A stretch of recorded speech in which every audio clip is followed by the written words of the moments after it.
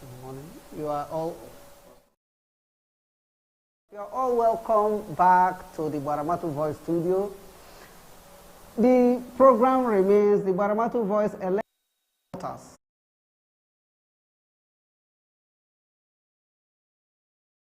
Minute, second by second, minute by minute, report and development about the ongoing presidential and the National Assembly election.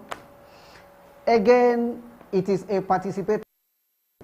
By this, I mean that, there is a provision for your feedback, for your reactions, for your update.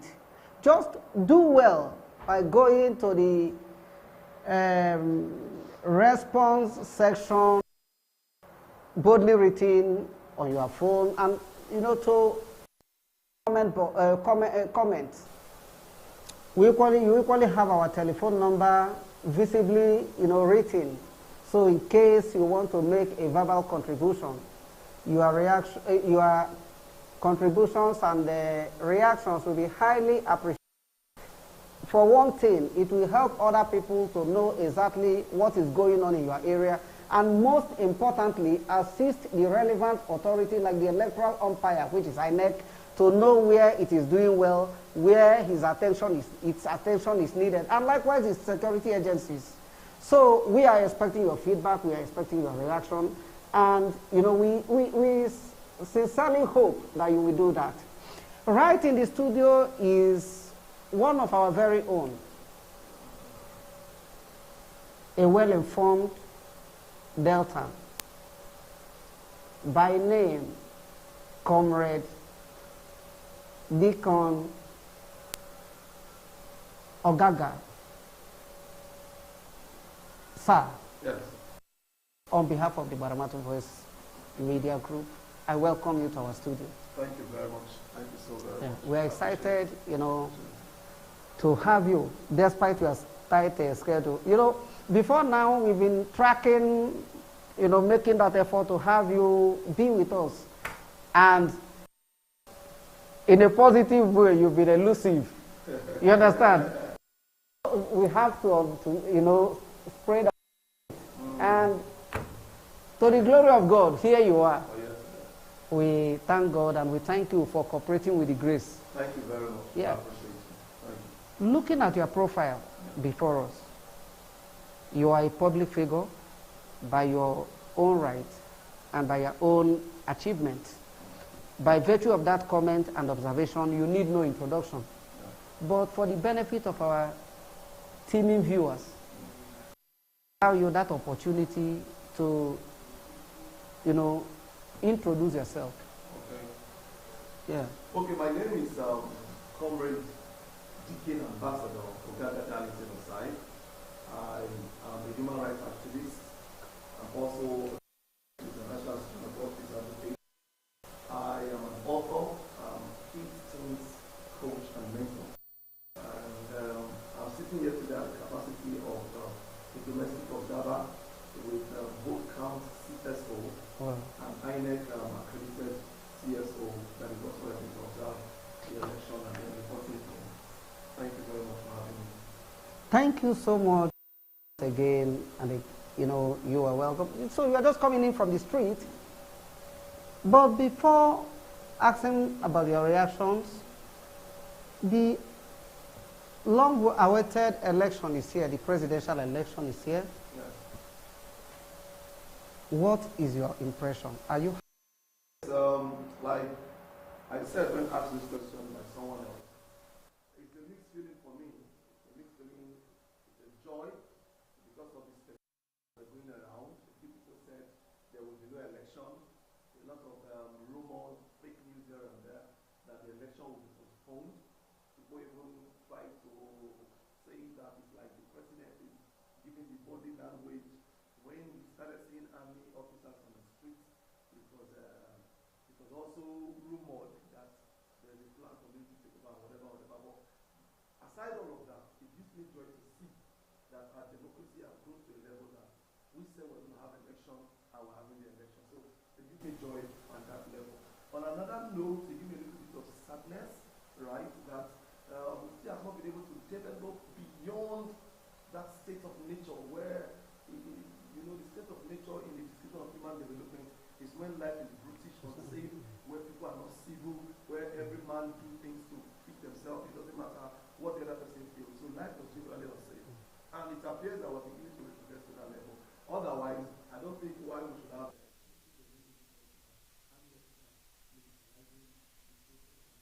So just before we move to the next stage, looking at what we have just pointed out, who do you think should be blamed? Okay, the combination of a lot of things. What we are seeing today is a combination of a lot of things. One, the build-up of activities to the election, a lot of violent protests, burning of banks, and a lot of other things. And then you want to also blame a part of that protest on the frustration that was meant to the citizen, the individual, by the people that we call leaders in the society, right? Bringing out policies that were not on shore, speaking both languages, I mean, having Naira redesigned together with cashless policy go together. So, no, yeah, so that's a whole lot of subtopic we are going to discuss. The things that preempt the protest that led people, if we are going to have a good election, there will be need for the military forces to be on ground so that the police will not be overpowered. So that's the reason why. So their being on the street is no, it's not by default. It's not by default. That's not the original state. Okay, we'll come back to this particular issue of Naira design, the fuel scarcity, the PVC scarcity, where the whole nation has to queue for everything from one queue to another. Yeah. We'll come back to it. But before then, we are just back from the street. Yeah. What is your general impression about, the people's participation? Yes, for one, I must congratulate the electorate. I must congratulate people. I made a tweet yesterday with my handle, and I mentioned that Nigeria would have won if everybody comes out, behave yourself, and then let the loser congratulate the winner. So I can see a little pointer towards that already. The level of participation, one thing is very sure. One of the reports that was released recently showed that we have by 11% increase from our last voter registration to now. But if you go out from the 60, that's beyond 11% because you have the old people, you have the young, everybody's outside. They are ready to vote. I went to over 10, 15 polling units. They don't have materials yet. It's almost midday. Materials have not come. And the people are ready. They are saying they will wait. Somebody actually, in some of the videos that I recorded, some said we will wait. If we can wait for fuel, if we can wait for Naira that's scarce, if we can wait for our PVC, today is the final day, we will wait. Right? So that level of determination is something new with our people. Like very, very, very, very awesome. Also, another observation too, I also saw a large chunk of young people, large chunk of them shouting Obi, Obi, Obi, and they are playing football on the street. As we speak now, you see them putting football and all of that. So you see the young people not giving voice to what they feel is their conviction. That also is also the task. Always been like that, and it seems to be continuing, not giving voice to what they feel is their conviction. Yeah, based on the rules, I don't think, those people on the street could be Obi specific. You understand what I'm trying to say in effect? But, the major concern now is that some Nigerians, qualified Nigerians, instead of going to the polling units to cast their vote, are on the street playing football. That's like an established fact. Yeah. Okay, all right. Thank you so much. Thank you. It's very, very interesting conversation. So, you are talking about an improvement in political consciousness. Yes. What factor do you think set the stage for that, development? What happened the few past years? One of the greatest motivations to a man is frustration. When a man is hungry, he will think. Hunger makes men think a lot. That is the reason why you see that children from home end up becoming richer than children from rich homes. If you look at the statistics very well, the richest people in the world today, their fathers were poor. If you look at the statistics, those whose fathers were rich, they are average. Hunger, frustration gives motivation to break the dreams. So one of the things that has led us to this point is the people are tired, right? They are tired of it. And they feel strongly now that their voice can make a difference. Then another thing too that also pushed us to where we are today is the NSAS protest led the people to know that the voice of the common man can make this happen. If the government can disband NSAS by the protest of the common man, it means that if the people move, they can make a change in the government. So a few things happen, and then there's what they call in the principle of social sciences, there's what they call the law of precedence. Law of precedence means what has happened before can happen again. Okay, so the level of success you have seen before shows that, okay, if we attempt again, we can make. So one of the things that have awakened the consciousness of the average to their civil responsibility and right to vote is the level of successes we have had with some level of engagement that the common man have had with the government so far. It encourages them to know that something can happen. So, by your own analysis, history has a way of repeating itself. Yes. Okay, that's a very good one. We move on. Are you impressed with INEC performance based on, you know, what you have witnessed at the on the street? Actually, I that I'm not impressed by my observation so far. The day is still very young. Young, yes. The day is still very young, so I'm still watching. I am going for leave very soon, so that I can leave the studio and go back to the streets. I'm very excited about observation this year. This is the first year I'm observing the elections at this level. I've always been at a far range observation. So I'm not very impressed. I've covered 3 local governments physically and virtually right now. The report from Udu shows that voting has started. Okay. Finally, okay. Some polling units have started voting. And peacefully. As we speak right now. There are some places where they have a few commotions here and there, a few commotion and misunderstanding about a change of activity that taking place. In Warri South, as we speak at the moment, I'm just coming from about and then I went to the INEC office in Warri South, where you have the Warri South local government represented there by the secretary SSG to the local government chairman of Warri South. So you see that it is now they are loading the materials into the buses. Right? This is about 3 to 4 hours after the time that the said accreditation will start. And people are there waiting. So one of the things you must understand is when people get they may have by the time they become impatient. Before you know it, when you say they should queue up, I come before you, before you know quarrel will start. Alright? So that's one. Then two is communication. There's a communication gap. People don't know where to get what, right? When I got to the particular polling unit, I had to call the community leader, and the community leader was telling me that it's supposed to be at this collation center that will serve this and all of that. So there's no clarity. So the community leaders from the INEC office. So by your own words, you are not, you know, impressed with the process. Impressed. Apart from Udu and Umia, I think voting has started in Umia too. Apart from these 2 local governments, they seem to be. All right, let's now focus on the candidates. Okay. We have 18 presidential candidates angling to succeed President Muhammadu Buhari. You know, is based on natural order of things, there must be first, second, and third in every arrangement. Out of the 18, we have, based on our own analysis, you understand, 3 candidates that could be best described as frontliners, and they are in no particular order.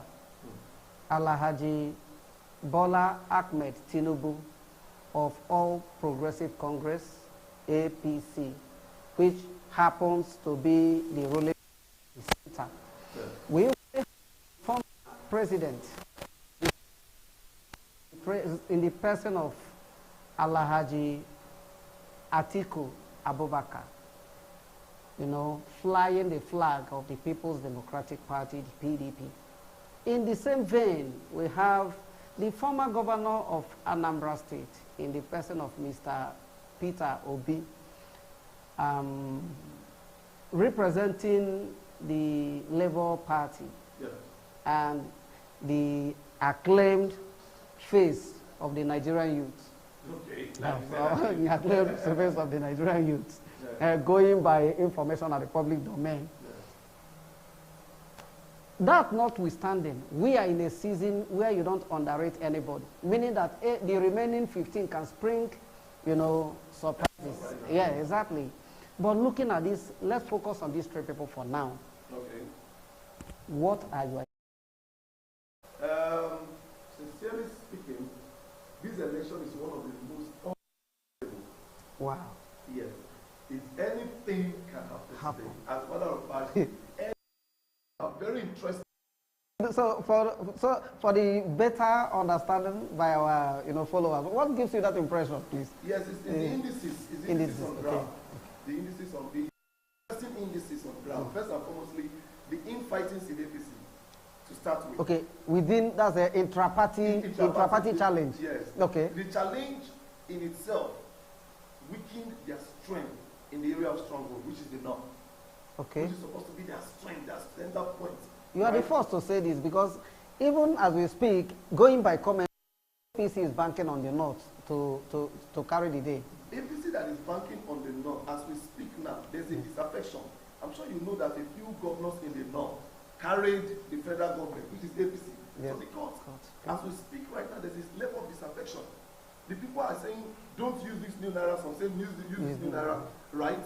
And then even what is his name now? El-Rufai mentioned it in his broadcast recently that he is suspecting that this naira redesign will cause a disaffection for their party. That's why I was taking the stance he was taking with the other government. A disaffection within the party or by the people? A disaffection from the electorate. Because like what I know, what I tell every political player is that your greatest strength, there are people that are already decided. For instance, I'm non-political. I've been like this for a long time. Likewise. Yeah. All my friends, they have been on the road, and my friends, they look at it and say, we know you 5, 10 years.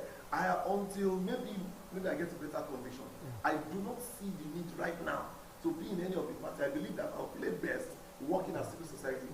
There are people like us who are stubbornly who we are. There are some people too that are stubbornly party adamant. Yes. No matter the evils they see in any party, this party is the Messiah. Alright? While there are some that are undecided. They are just there, waiting for somebody to maybe convince or confuse them.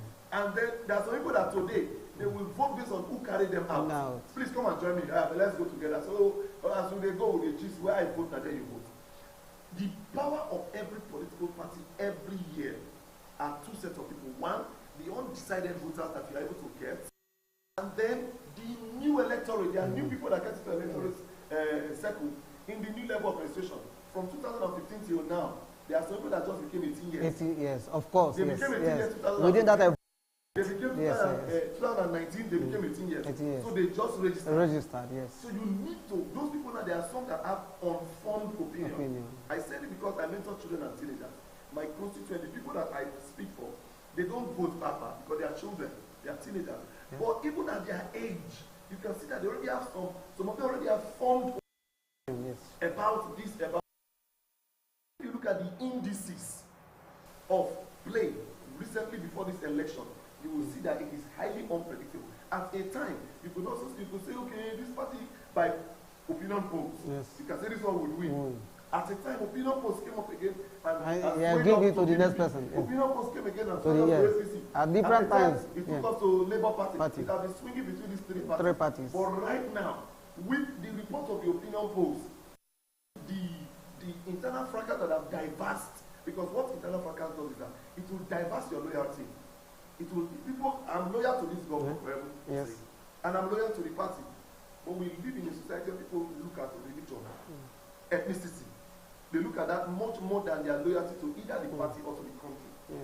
So if I'm already loyal to you, and now you're already fighting with this person, I will want to come to where you are standing there. And there are also some people now that they had said they will vote this party.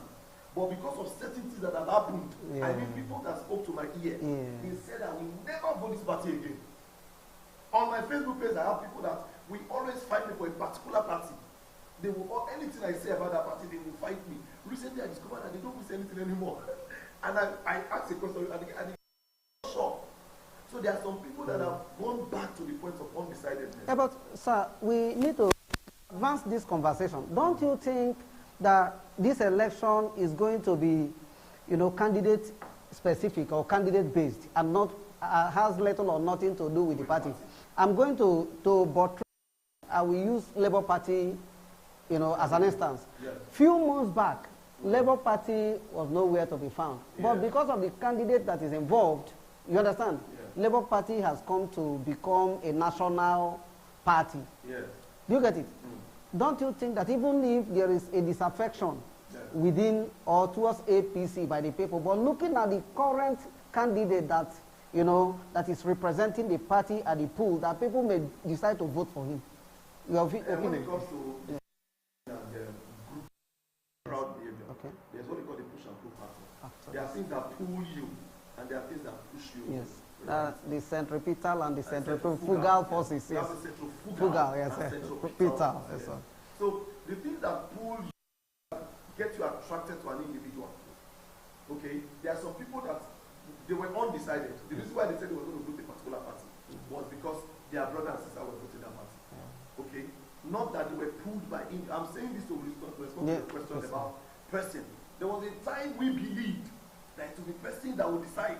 People vote, people don't vote party. Sir, the kind of situation that have happened in this country now, people are apathetic to party and persons.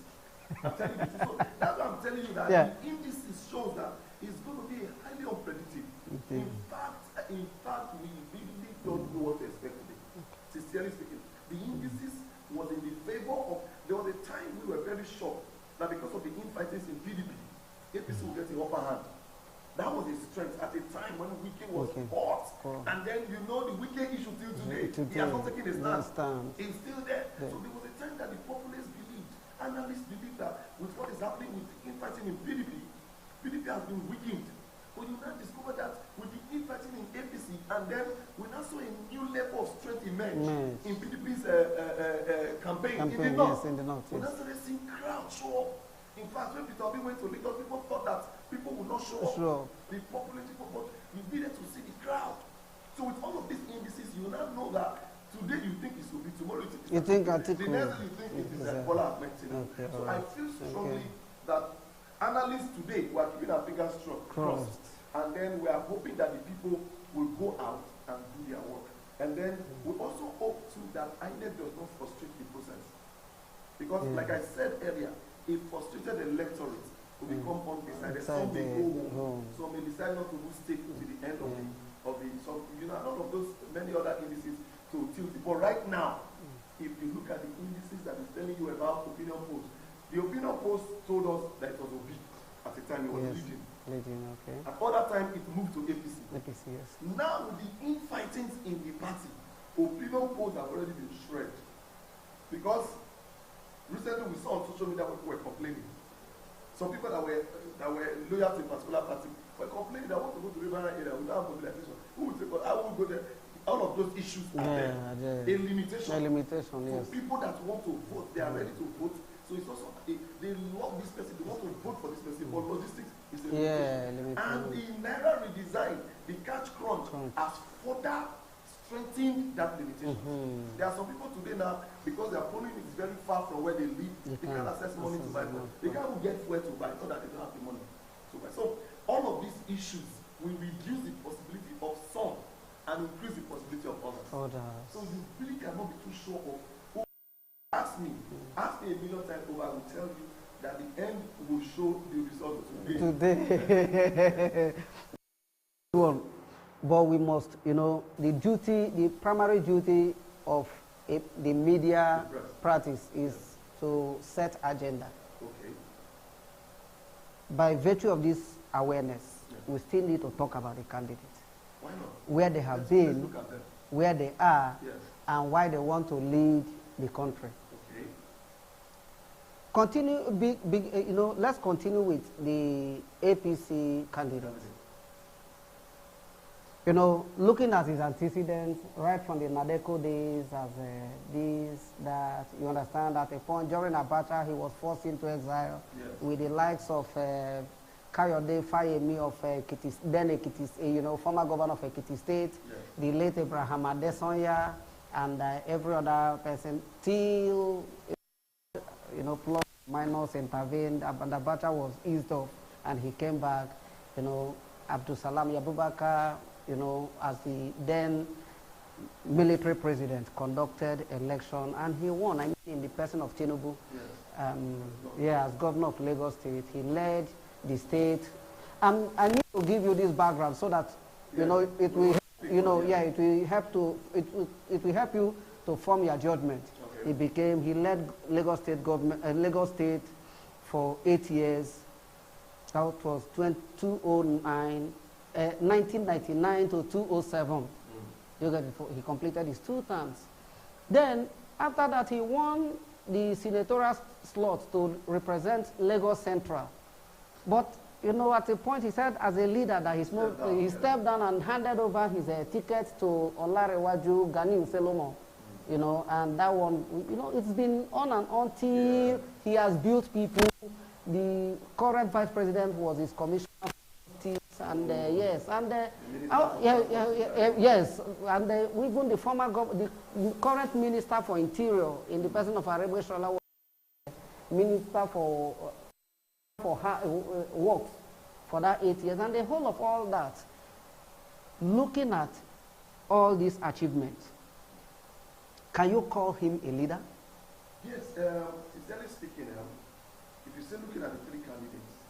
No, just we are pinning it down to, you know. Yes, okay. Just allow me to respond. Okay. Looking at the 3 candidates and then coming to the person, they are all revolutionary leaders.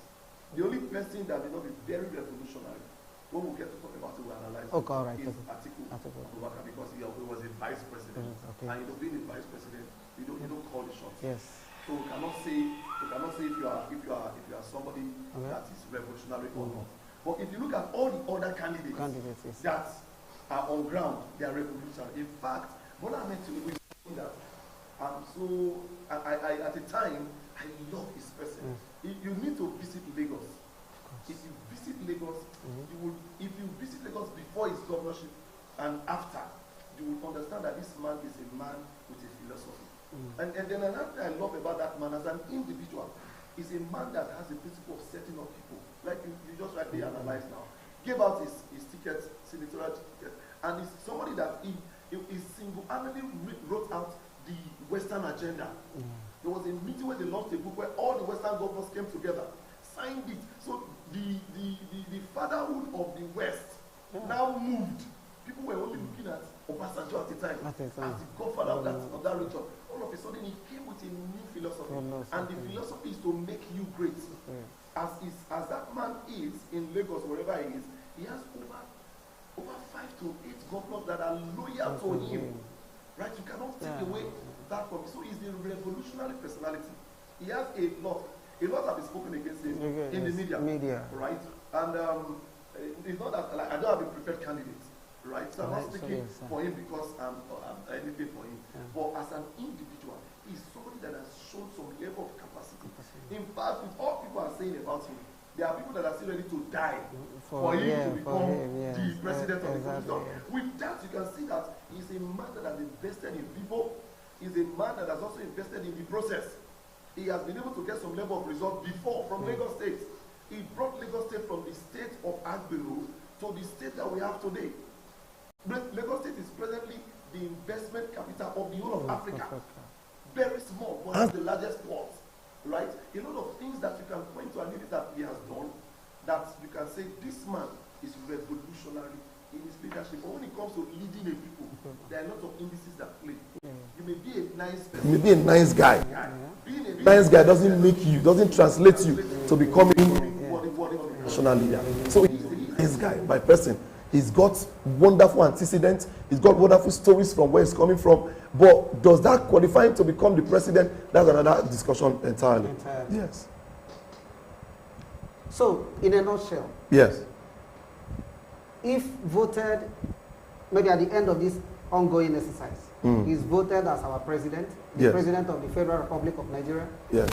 Will you characterize that development, as faulty? Or a right step taken in the right direction? Well, it would be presumptuous to assume. No, this is like an on-the-spot assessment of our candidate, of these, 3 gladiators. Yes, it would be presumptuous to assume, I complete my statement, but let us hypothetically assume that he emerges, right?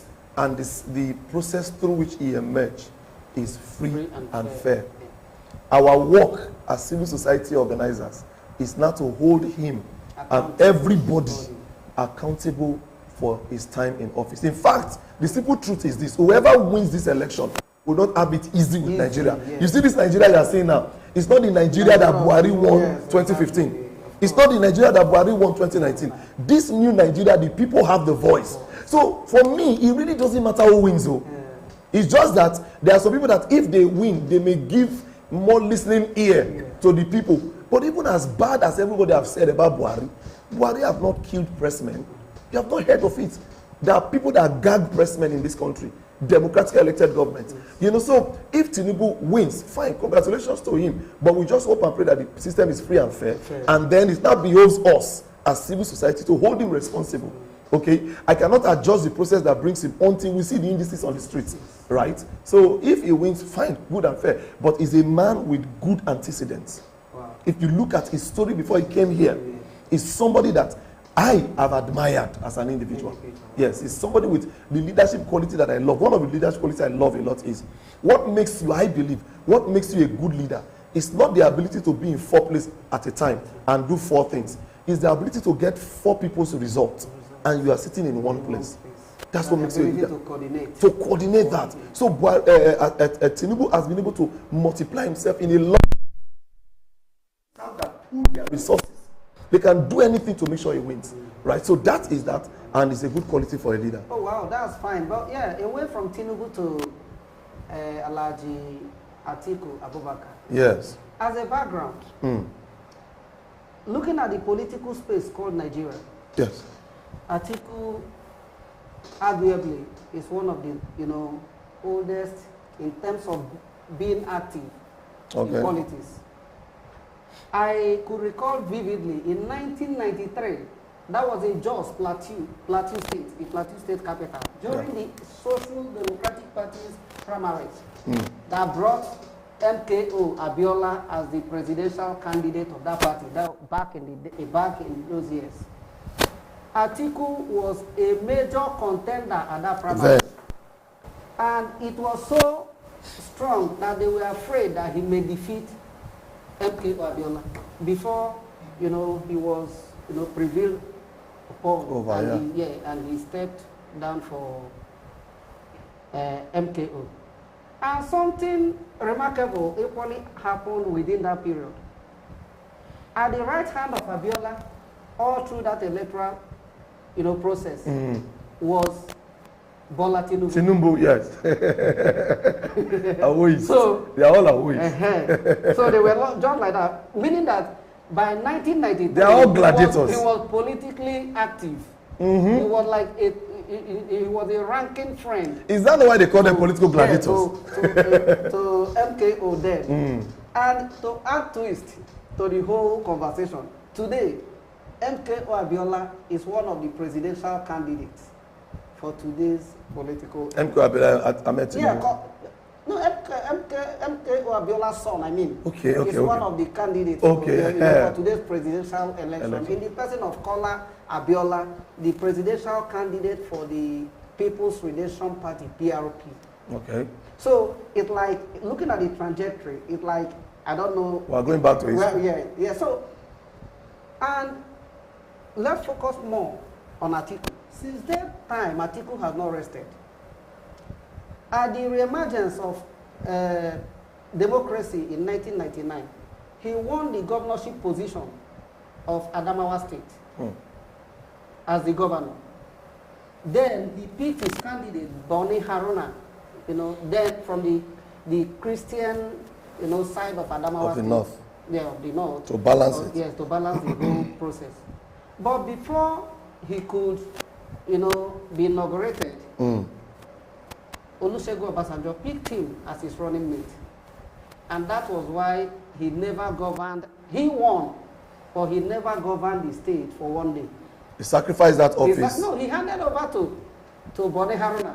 He sacrificed the office yes, exactly, for a higher office. For a higher office, exactly. And as the vice president for 8 years, he chaired so many, processes. Committees. Part of which was privatization and co that people are like talking about today. Yes. Whether we like it or not, it forms part of his political experience. Yes, it does. So looking at this criteria, looking at these achievements that I've tabled, will Nigerians be wrong if they elect him as their president? Okay, I don't think looking by his qualification that you just mentioned, it would be wrong for him to become the president of the country. But you see, some of these political gladiators, Yes. they became victim of the events that beclouded their candidacy. The only, I've been saying it, you know, the only challenge with Atiku, not that he's a person that can be faulted, is one of the most detribalized politicians in Nigeria. Yeah, yes. It's one of the most detribalized. I mean, I work with people that work in his company, Intel. If you go there, anybody can be promoted to any level, right? It's detribalized. And is also his passion for investment. It's also something you need in governing. Yes. Nigeria needs somebody that has business sense. Yes. Okay, there are a lot of mistaken investment that has been made under his watch. But you know that he was vice president, and he has given the excuse that there were sometimes he brought out, he said the blueprint he brought out for some of the privatization that was done were not followed to the latter. Okay. So being a businessman, being a man that has been in this system for as long as he has been, with experience, right? You would want to say he's somebody that should be given a chance. But like I told you, there are a lot of other indices. Being a good man does not make you, you know. So Atiku have been a victim of the problem of his party. The greatest challenge of PDP in this election is the issue of power coming to the north and the issue of the south. So it is beyond him as an individual. It's the narrative that is surrounding his candidacy that is now shortchanging his chances of winning this election. Otherwise, as an individual, taken out of this contest, under other circumstances, he would have greater chances. I see his chances being reduced by these internal wranglings. And you know, from the beginning of his emergence as the presidential candidate, there have been one issue or the other one. That's why I told my friends that it's actually ironic that he chose the unifier as the name for his. It's ironic because I see that the party is in disarray, everybody is scattered, and you say you are the unifier. What are you unifying? Up to the last day of election, you are not able to unify. In fact, the faction that are fighting against you have now been scattered further. So, and they are still in PDP. I hear that the other day, the friend of Wike was telling Wike that Wike has betrayed him. So even the faction now has a faction, and they are still all in PDP. Yes. You know, so I think he's a victim. The reason why his chances may be slim today, if at all, if at all it will be bleak, one of the reasons why it will be bleak is because of the issue surrounding his candidacy. Not that his person can be faulted. He has the criteria to become the president of Nigeria. Okay. Thank you so much for this in-depth analysis. Yeah. We are moving forward. Yes. But at the end of this, after we must have touched the three frontliners, we'll come back to the vice presidential candidates. Good. To determine whether they are assets or liabilities. Yes, whether they'll be heavy to carry on light. Definitely, we'll come back to them. Also. Now, to quote and unquote, the social media people. They are their own words. In the person of Peter Obi. You know, a cool-headed, you know, personality that governed Anambra, you know, was able to wade through the turbulence, political turbulence, and every other thing. Yeah. You know, to become, and at a point, based on his own, you know, declarations, that he was like the most prudent governor Nigeria has ever had. With verification everywhere.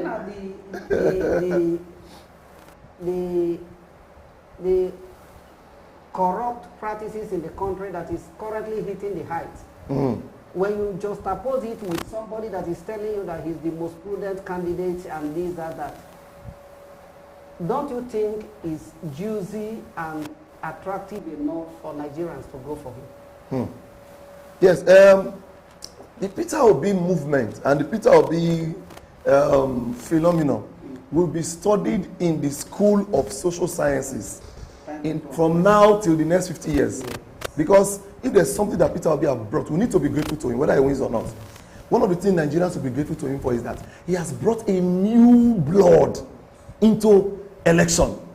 Election is no longer their work. It is now our thing.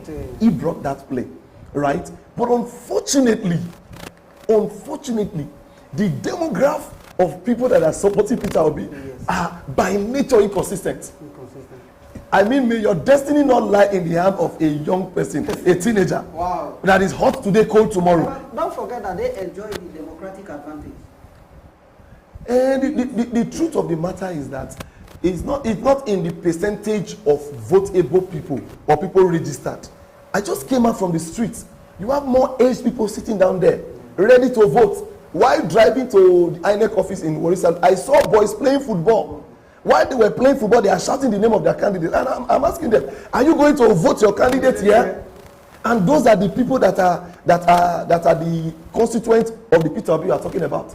Average of them are there playing football on the streets. So what will make it, the only thing that will make Peter Obi's chance bleak in this election is, like economists will say, all things being equal. If all things had been equal, he would have been.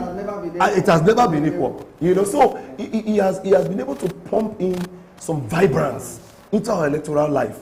But unfortunately, the people that are gunning for Peter Obi are people that can make noise when it's time to do things. A few of them would withdraw. And that's what we may see in this polls. I can predict. You may see that if a lot of those people that were shouting, I was asking some of them on the streets, is it here you're going to be voting? You are not voting. And these are so, may your destiny not rest on young people that today they are hot, tomorrow they are cold. Meanwhile, another indices that may also play against Peter Obi and some of them too is this cash crunch. In fact, I was even saying it on a platform recently that if they told us that this cash policy was to fight vote buying, they lied. It's a lie, because as a matter of fact, when you don't have money, yesterday somebody gave me ₦1,000 note. And you were like, it was like 1 million. Exactly. Somebody just said, man of God, let me give you the recharge card. 1,000 was like =1,000,000. One thing that this cash crunch has done, it has made vote buying very enticing. Yes. People were saying on social media that if you give me 500, you know, so that also can also be a factor that may limit his chances at the polls because of the youthful exuberance. The young people, they say he's going to die, but make I collect some more money. And you know, so if his people are able to pull through, then he may have more chances. Okay, so for the sake of clarity, like I normally say, you won't be surprised if at the end of this exercise, someone else outside of these three, out of the yes is declared a winner. Yes. You won't be surprised. As a matter of fact, somebody was saying recently that there is no frontline contender. They are all contenders. They are all accredited presidential candidates. So, like I always say, everywhere, let the best man win. Okay. Let the best man, but let this election result be a statement of the will of the people of Nigeria. If you read the Nigerian Constitution as amended, you will see where it says the people of Nigeria. Yes. Let this election reflect the will. There is a contention to that statement. Yes. We, the people of Nigeria. People are kicking. People from your quarters, I mean the CSOs and the NGOs. Yes. That at what point did we gather? Yes. That it was Abdul Salam Abubakar and his friends that gathered and imposed the constitution on us because they were the party. But the question is, where were they then, the civil society agents? Why did they write to the international court? Why did they fight them? No, that was like still under the military rule. Yes. No, the truth of the matter is that it's not. While Obasanjo was coming in, I mean the democracy, they needed to hand over a constitution to him. But that notwithstanding, the angle I expected you people to come in is to, pressurize the politicians, the National Assembly, to give us a fresh constitution. Tear this to pieces and write another one cover to cover. That would have, I think, that would have sufficed. Yes. Okay, that's an issue for another day. Okay. Back to the first person, in the first candidate we analyzed, in the person of Alhaji Bola Ahmed Tinubu. He has a running mate. Yeah. An accomplished banker before becoming the governor of Borno State. He led Borno State for good 8 years.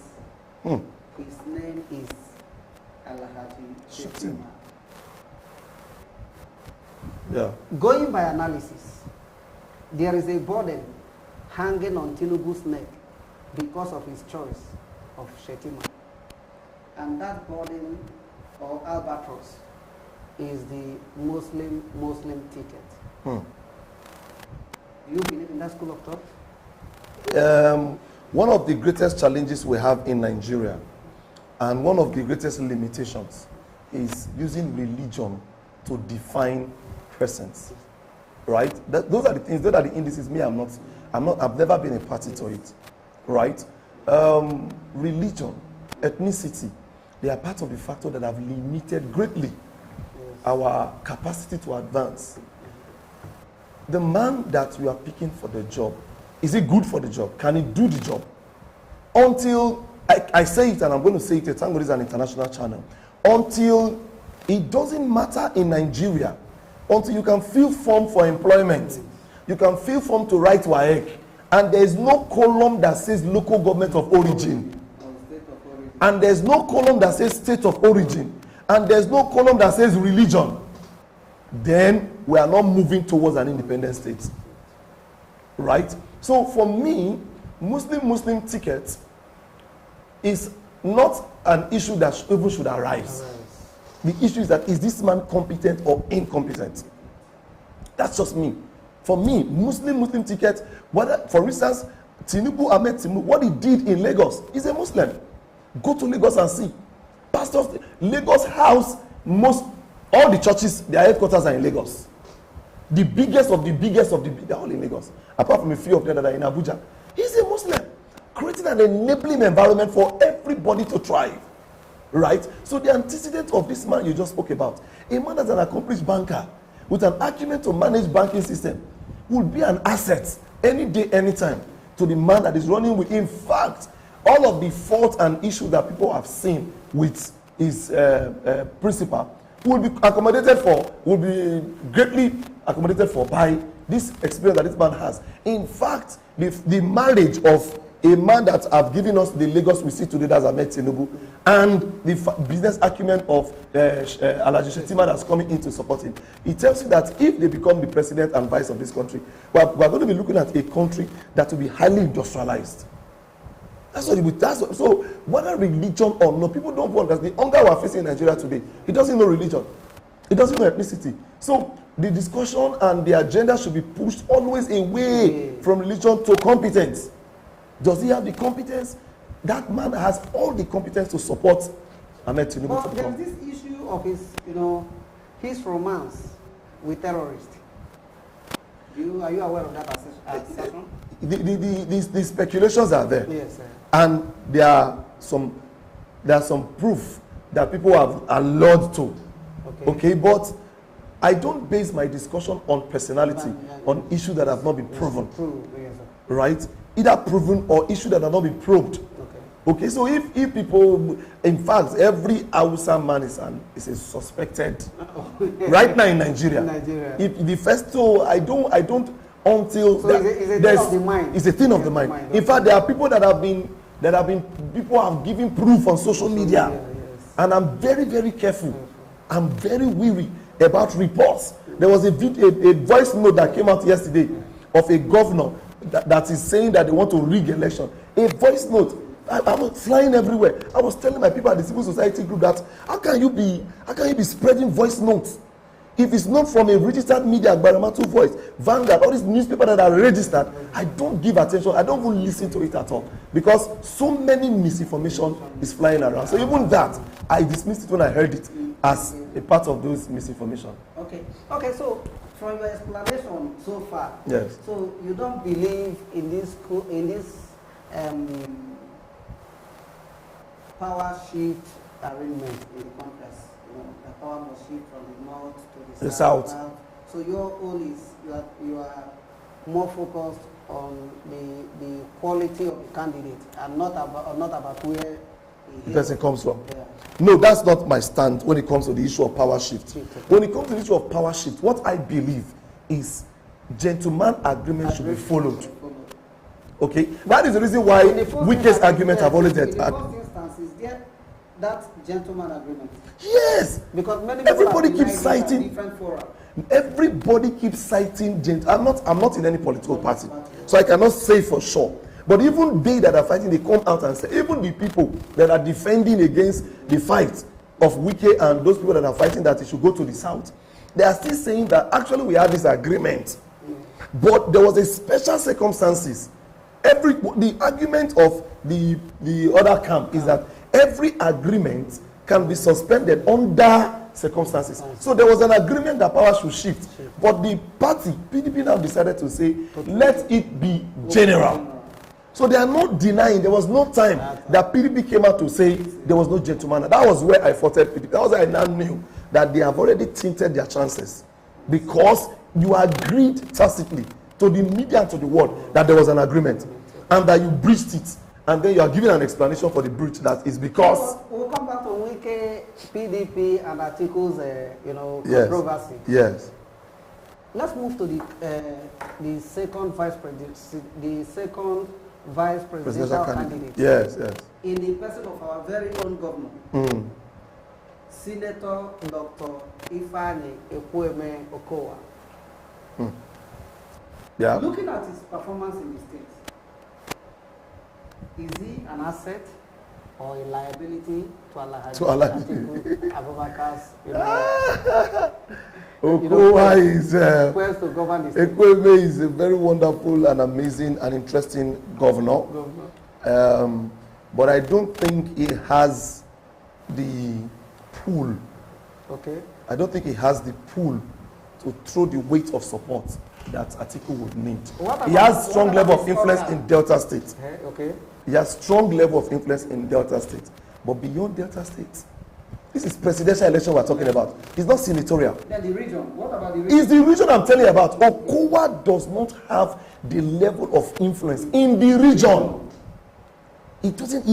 If you go away from Delta State, if you move away from there, that's why there are certain indices you look. That's why I said this election is actually, as an individual, Okowa is an intelligent person. Look at this state. He has governed. Delta State is something to manage, right? With all the characteristics of people that we have here. He has governed us to be together, live at peace. He has been able to spread development around the state. Marvelous, amazing personality. But moving... You are among the few that, that believes in this school of thought, because there is this, accusation and counter-accusation. It's political. I don't mind politicians. It's political. My brother, that's why I tell my political friends, the minute they get involved in fact, there are some of our civil society people that are even politically aligned. And when politics get involved, your mind becomes impaired. Where I live in Ekete Inland. Ekete Inland, the road to my street was started by a man that lives in Delta North. He doesn't live in Warri, he doesn't live in this part of the world. The Warisa local government, I just drove round all the roads there, far away from myself. So I can just point a little indices. My son recently was sick. We went to the hospital. Not a dime was paid for treatment, for tests, for everything. That treatment scheme that was started by Odwaga, continued by Okowa, is paying for it. Right? And these are things that if you leave that place and go elsewhere, I would have spent nothing less than 25 to 30,000. I was saying thank you, Okowa. So based on your own assessment, he has performed? Yeah, for Delta State, perfect, excellently well. Okowa, there's no perfect human being. There's nobody that doesn't have one or two flaws. But if you want to mark the activity of the governor of Delta State and what we are seeing on ground, Okowa has done a lot. So why are people now, clamoring for a shift in political party? Yes, the clamor is normal. Okay. If you are paid, for instance, if I belong to a political party, for instance, I will not be saying what I'm saying, even with what I know. No. I don't know if you get the point. That's my problem with being political. That this thing that I'm seeing, you are not saying I should twist it because I'm in this party. I can't. So and even the people that are saying we should shift to, they are not even saying it. They are not saying. If you look at the contending governorship candidate in Delta State, he has been at the federal level, working at the highest level, one of the highest level of the House of Assembly.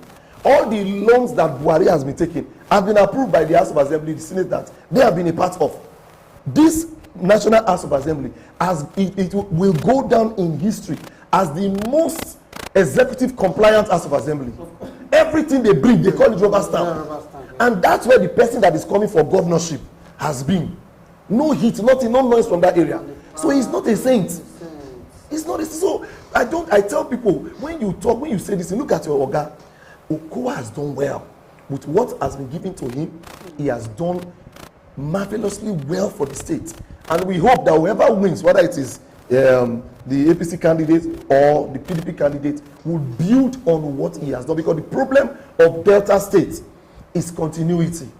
The only problem I have with Okowa's government is the inability to build on what Oduaga did.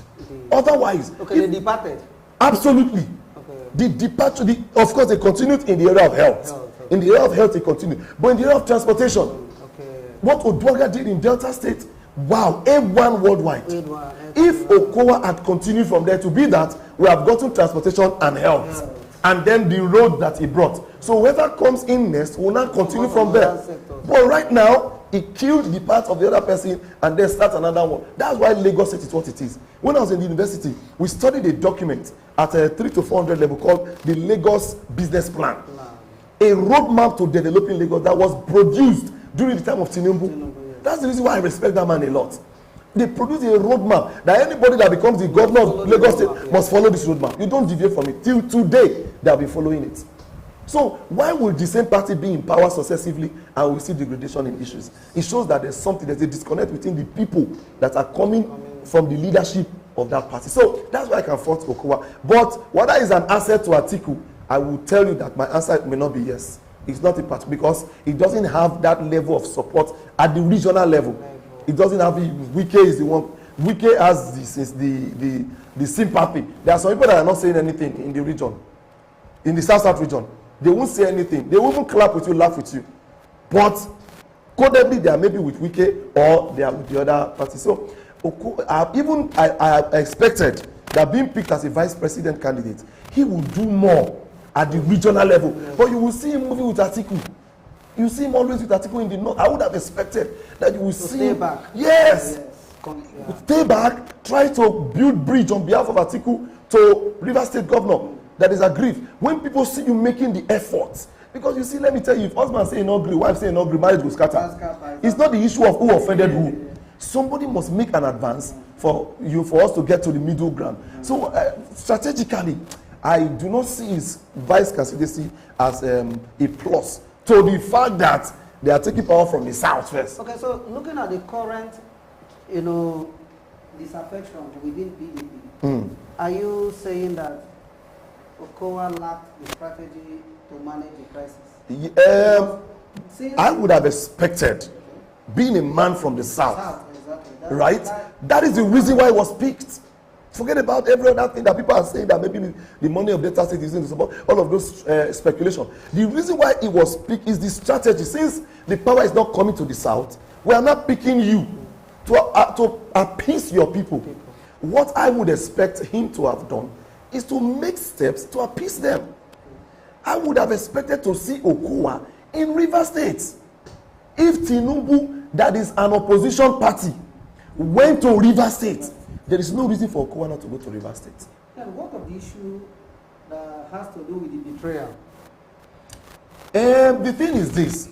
What I tell people is that you can't beat a child and stop the child from crying. You can't beat a child and say the child should not cry.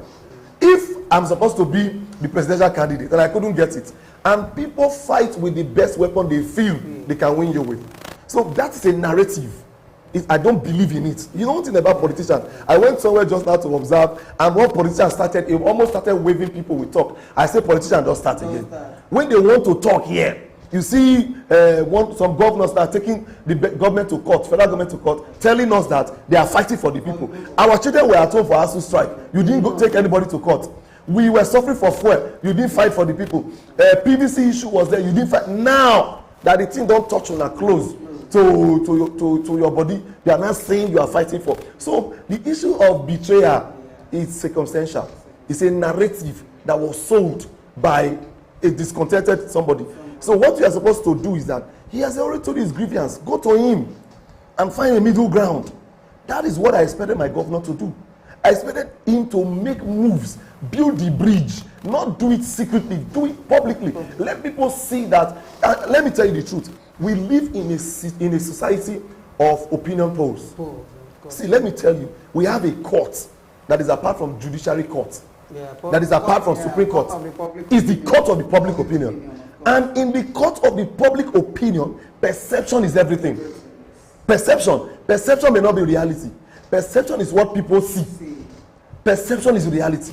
I'm sitting down here now. People are seeing me. I may be wearing boxers underpants, not just a trouser. I may just be wearing but people are seeing me. In their mind, I'm fully dressed. The same thing plays to what is happening in this Niger Delta. People should see you trying to make peace. The perception will be that he is acting in his capacity as a South Southerner to make peace and build bridge on behalf of Atiku. But I don't know whether it was ordered by his principal not to do that on his behalf. Otherwise, that would have been a very strategic move for PDP. Wow. Thank you once again for this wonderful, explanation. From October, we go to the Labour Party vice presidential candidate. He's a little known but well respected Dr. Dati. Yeah.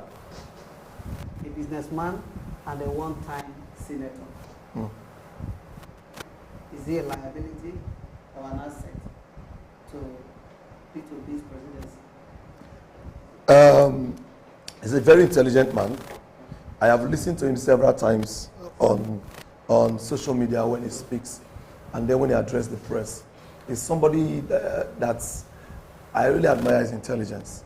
And to be very sincere with you, to eat the humble pie of accepting to even be a vice presidential candidate to Obi tells you that is a quality of person that this nation would need, right?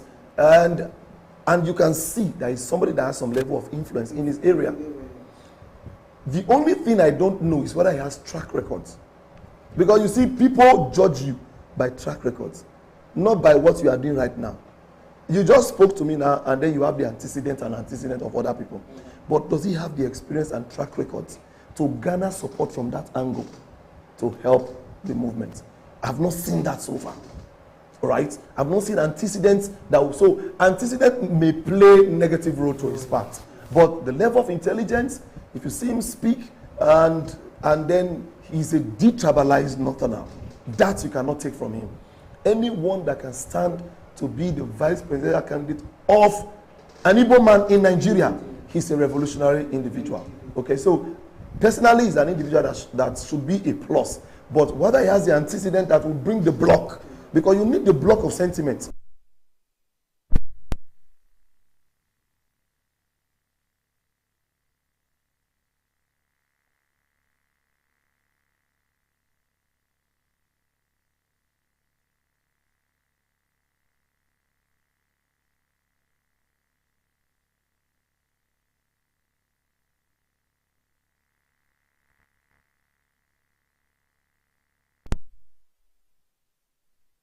Not seen much of that. I've not seen much of that to prove that he has experience or antecedent to bring a weight of block of vote and sentiment towards Obi. Wow, it's been wonderful and very, very educative session, and we obviously appreciate you. To our dearest viewers, we tell you that, like we noted at the beginning of this program, that is a bumper package. We are going on a very short break to reconvene in a few minutes' time. Please don't go away. Thank you so much. Please stay tuned.